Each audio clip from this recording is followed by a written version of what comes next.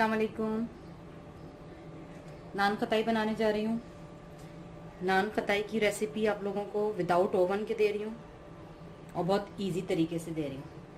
नान खताई बनाने के लिए जो इंग्रेडिएंट्स की रिक्वायरमेंट होगी, हमें ज़रूरत होगी, वो नोट डाउन कर लें। सबसे पहले ये देख सकते हैं ऑल पर्पज़ फ्लावर मैदा लिया हुआ है मैंने।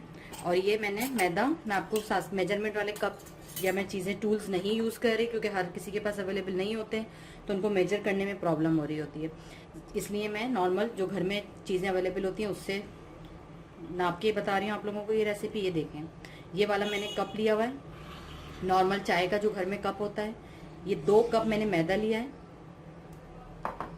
यही वाला मैंने 1 कप पिसी हुई चीनी ली है। 1 cup sugar powder, castor sugar भी यूज़ कर सकते हैं। घर वाली जो चीनी होती है उसको बारीक ब्लेंडर में पीस लें। ब्लेंडर में पीसने के बाद, और ये 1 कप हो गई। 1 अंडे की जर्दी लेके उसको बहुत अच्छी तरह बीट करके फेंट के रखा हुआ है मैंने। ये वाले नॉर्मल जो खाने का चमचा होता है, 5 टेबल स्पून बेसन, 1 टीस्पून ये भर के मैंने बेकिंग सोडा लिया है, बेकिंग पाउडर लिया है, ये वाला भर के जो हम केक वगैरह और बेकिंग में यूज़ करते हैं, बेकिंग पाउडर, ये भर के मैंने लिया है। ये मेल्टेड बटर है।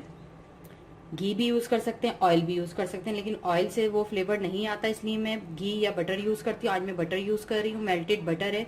लेकिन ये मैं नहीं बता सकती इसकी क्वांटिटी कितनी जाएगी और कितनी नहीं, क्योंकि जब हम ये बनाएंगे, आटा इसका गूंदेंगे, तब हमें अंदाज़ा होगा कि हमें इसमें कितना यूज़ करना है और कितना नहीं।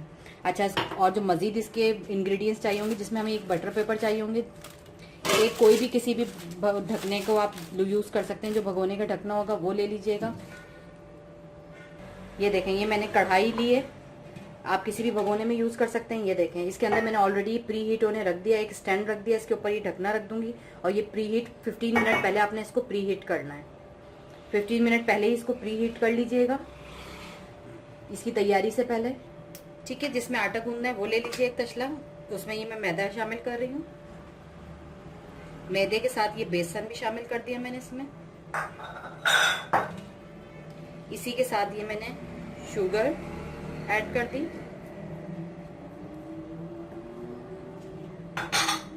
ये बेकिंग पाउडर भी ऐड कर दिया। अब इसको बहुत अच्छी तरह तमाम चीज़ों को मिक्स कर लें।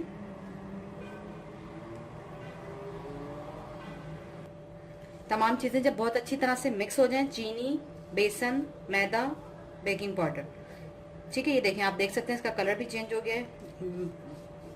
इसके बीच में इस तरह स्पेस बनाएंगे और ये मेल्टेड बटर डालेंगे हम।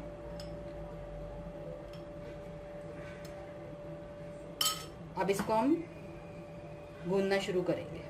इसको आपने बिल्कुल जैसे ब्रेड क्रम्स होते हैं इस तरह से गूंदना है, क्रम्स की शक्ल में। ये देखें, आना शुरू हो गया है।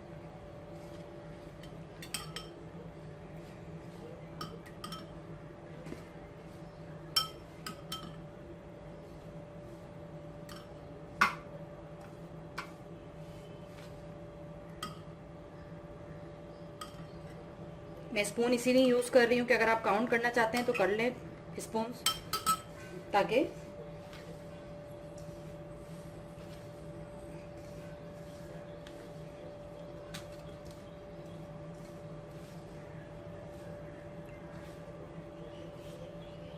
इसको बिल्कुल देखें, ये जिस तरह ये ब्रेड क्रम्स की शक्ल में आ रहा है, इस तरह से क्रम्स अच्छे से बनाने के जुड़ जाए आपस में, बस। ये देखें, बिल्कुल क्रम्स की शक्ल में बन गया, ये देख सकते हैं बिल्कुल, ठीक है। अब आपने जिसके अंदर हमें बनाना है वो ले लेंगे, उसमें इस बटर पेपर लगा देंगे और इसको ग्रीसी कर लेंगे।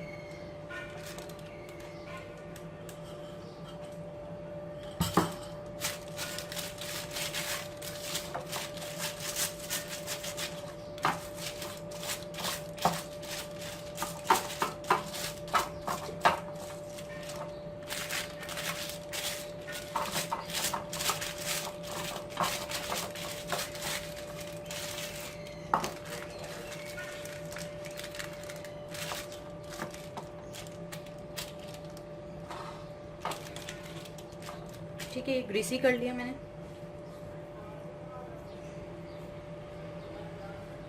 एक लेंगे इस तरह से, इसको दबा दबा के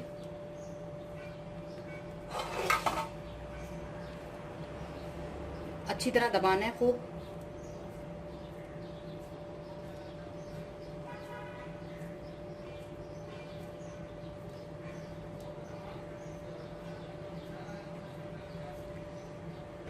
ये देखें, इस साइज में बनाते जाएं, थोड़े थोड़े गैप के बाद।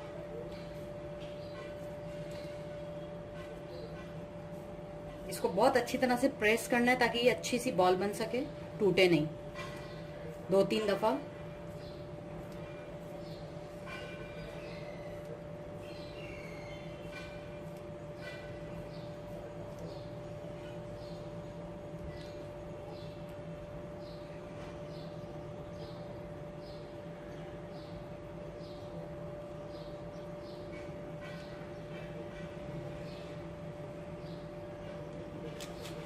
इतने गैप से बीच में रखना है क्योंकि ये फूलेगी तो फिर ये चिपक जाएगी। सारी इस तरह बना लें।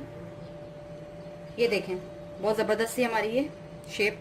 अब आपने ये करना है, बादाम अगर अवेलेबल हैं आसानी से तो एक एक बादाम इसके ऊपर इस तरह से रख दें।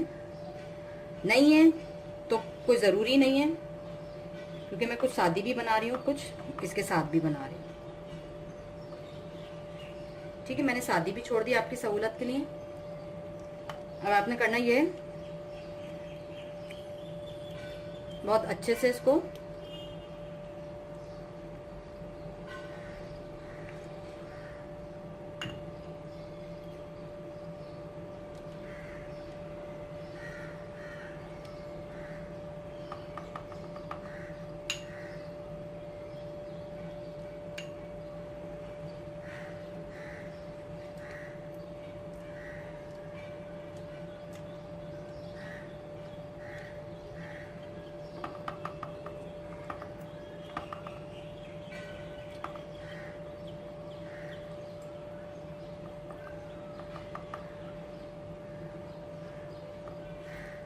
ठीक है, सब पे हमने कर दिया है।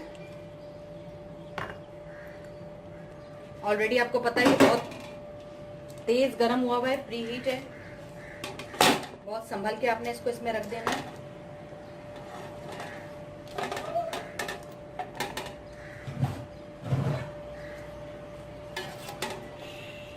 ठीक है, सेंटर करके रख देंगे और 15 मिनट्स के लिए इसको बेक कर लेंगे। 15 मिनट के लिए बेक कर लेंगे। लेकिन ये कि 10 मिनट के बाद आप इसको खोल के चेक कर लीजिएगा। अगर ऊपर बहुत अच्छा सा गोल्डन सा कलर आ गया तो समझिए ये रेडी है, वरना तो ये 15 मिनट में हो जाएंगी। ये देखें, इसको मैंने 15 मिनट बेक किया है। ये बहुत ही ज़बरदस्त सी बेक हो गई है। मैं इसको आपको नीचे से भी चेक कराऊंगी। ये जब इस तरह का कलर आ जाए तो इसको बस आपने हल्के हल्के इस तरह स्पून से एक एक करके निकाल लेंगे। लेकिन प्लीज़ इसको फौरन वो मत कीजिएगा, अब इसको ठंडा होने दीजिएगा। ये ठंडी हो जाएंगी, उसके बाद इसको आप किसी भी प्लेट में या किसी एयरटाइट जार में रख दीजिएगा। अभी ये बहुत, ये देख सकते हैं बहुत सॉफ्ट हो रही है। इसको हम टच करेंगे तो ये खराब हो रही है हमारी। ये देखिए, एक एक करके इस तरह से आप किसी भी प्लेट में रख दें।